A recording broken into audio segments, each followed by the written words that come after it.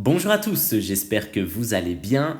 Aujourd'hui, on se retrouve pour une nouvelle vidéo dans laquelle nous allons parler du chapitre 5, thème 1, SVT première, intitulé Les enzymes, des protéines indispensables à la vie.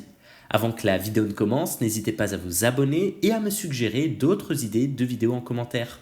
A noter que cette vidéo aborde ce chapitre de manière très détaillée. Elle est donc de ce fait suffisante pour préparer vos examens. Commençons sans plus tarder avec la première activité pour caractériser le rôle des enzymes. Le premier document met en évidence une enzyme, l'OMP décarboxylase, capable de catalyser la formation de certaines bases azotées. Son rôle est donc essentiel car non seulement il assure la formation des briques fondamentales de la vie, mais aussi car sans cette enzyme, la synthèse de nucléotides par cette réaction mettrait des millions d'années, tandis qu'elle ne dure en sa présence seulement quelques millisecondes. En d'autres termes, on le voit, l'enzyme est une protéine qui catalyse une réaction chimique, c'est-à-dire qu'elle assure que la réaction soit réalisée de façon beaucoup plus rapide qu'en situation naturelle, la rendant alors physiologique. Il existe une vaste quantité de catégories d'enzymes en fonction des réactions qu'elles catalysent. Par exemple, les oxydoréductases catalysent les réactions d'oxydoréduction. Les transférases catalysent le transfert d'un groupement chimique d'une molécule à une autre. Et enfin, les hydrolases stimulent la cassure d'une liaison chimique par usage d'une molécule d'eau.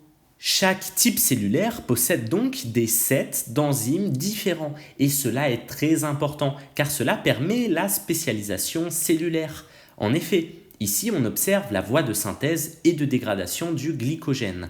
En rouge sont représentées toutes les enzymes qui catalysent différentes réactions. Le tableau du bas montre les sets d'enzymes pour chacun des types cellulaires. Par exemple, pour les cellules musculaires et hépatiques, on a la glycogène synthase qui, comme son nom l'indique, permet de synthétiser le glycogène. En revanche, les cellules adipeuses ne l'ont pas. En d'autres termes, selon les enzymes qu'une cellule contient, elle ne va pas pouvoir modifier de la même manière un substrat et cela va conduire à une spécialisation métabolitique de chaque type cellulaire. Maintenant que nous avons mis en évidence le rôle majeur des enzymes, tentons de caractériser son mode d'action à travers l'étude des vitesses de réaction. Prenons l'exemple qui suit. On utilise un extrait de navet riche en catalase et on l'incube avec du peroxyde d'hydrogène à différentes concentrations. La catalase est une enzyme qui va catalyser la transformation du peroxyde d'hydrogène en oxygène dans le but de protéger la cellule contre les radicaux libres d'oxygène. En utilisant la console Hexao, expérimentation assistée par ordinateur, on peut placer dans le bioréacteur le substrat et y injecter à 30 secondes la solution de catalase. Et on peut observer en fonction du temps l'évolution de la concentration en dioxygène du milieu. On remarque clairement que plus la concentration en peroxyde d'hydrogène est grande, plus la vitesse initiale de réaction sera rapide. Inversement, dans les solutions très diluées, les courbes s'abaissent, donc le coefficient directeur de la courbe devient faible, témoin d'une vitesse de réaction plus lente. En d'autres termes, dans le cadre des cinétiques enzymatiques, plus la concentration en substrat est importante, plus la vitesse de réaction le sera. Ce qui est assez logique, car plus il y a de substrat, plus la probabilité de rencontre avec l'enzyme sera forte. Aussi, en faisant la même expérience Hexao, mais avec cette fois-ci une concentration croissante en catalase, on remarque le même principe.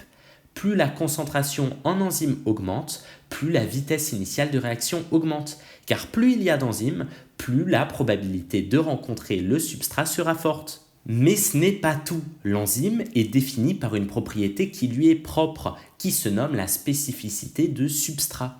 En effet, une enzyme n'agit que sur un seul substrat. Attention, cela ne veut pas dire que chaque substrat n'a qu'une seule enzyme dédiée, mais bien que pour chaque enzyme, seulement un substrat peut être utilisé pour une réaction. Afin de mettre en évidence ce phénomène, une expérience Hexao a été réalisée avec une enzyme, la glucose oxydase, enzyme capable d'utiliser l'oxygène pour former du peroxyde d'hydrogène. On peut alors prendre des solutions contenant chacune un substrat différent et injecter au bout de 30 secondes l'enzyme. Et on observe si une chute d'oxygène est visible, représentative de la réaction. On remarque que malgré avoir réalisé l'expérience avec plein de substrats comme le lactose, fructose ou encore le maltose, seul avec le glucose on observe une chute du dioxygène. En d'autres termes, l'enzyme ne permet de catalyser une réaction qu'avec un seul substrat. Et cette propriété est notamment liée aux aspects architecturaux de l'enzyme. Il s'agit d'une protéine avec un site de fixation pour le substrat qui est très précis, très spécifique et qui présente une parfaite complémentarité stérique. En d'autres termes, la moindre modification de forme du substrat ou bien de l'enzyme va anéantir la réaction, car pour avoir lieu, enzyme et substrat doivent interagir de façon très précise. C'est pour cela qu'une simple substitution peut amener à une perte totale de fonction de l'enzyme, comme c'est le cas ici pour cette substitution de tyrosine en glycine pour la carboxypeptidase. Cela explique pourquoi, à haute température, on n'observe plus de réaction.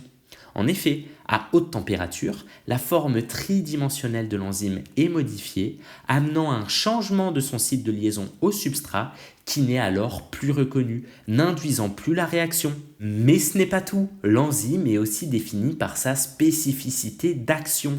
Cela signifie qu'une enzyme avec son substrat va toujours réaliser la même réaction, et ce, peu importe les conditions environnementales. On pourrait tester cela par hexao avec incubation d'un substrat pour différentes enzymes et observer que la réaction testée ne marche qu'avec une seule d'entre elles. Voilà, j'espère que cette vidéo vous aura plu. Nous avons vu qu'une enzyme est un catalyseur biologique. C'est une protéine traduite à partir de l'information génétique de la cellule dont la séquence va déterminer sa structure spatiale qui va elle-même conditionner la réaction qu'elle va réaliser. Nous avons mis en évidence la notion de spécificité de substrat et d'action et montré son importance dans les différents systèmes biologiques. Je vous souhaite plein de réussite, à bientôt!